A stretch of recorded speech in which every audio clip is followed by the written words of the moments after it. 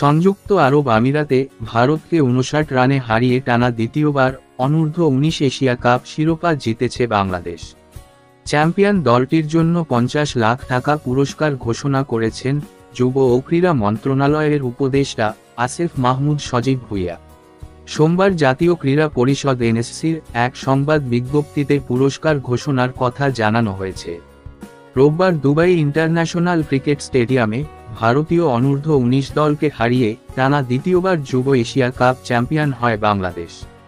প্রথমে ব্যাট করতে নেমে বাংলাদেশ অলআউট হয়েছিল ১৯৮ রানে। জবাবে ব্যাট করতে নামা ভারতীয় দলকে ১৩৯ রানে অলআউট করে দেয় বাংলাদেশ। জাতীয় ক্রীড়া পরিষদ থেকে পাঠানো সংবাদ বিজ্ঞপ্তিতে বলা হয়, অনূর্ধ্ব-১৯ পুরুষ এশিয়া কাপে টানা দ্বিতীয়বার শিরোপা জয়ের গৌরবময় সাফল্যে যুব ও ক্রীড়া মন্ত্রণালয় তথা জাতীয় ক্রীড়া পরিষদের পক্ষ থেকে অনূর্ধ্ব-১৯ পুরুষ ক্রিকেট দলকে ৫০ লাখ টাকা আর্থিক পুরস্কার ঘোষণা করেছে।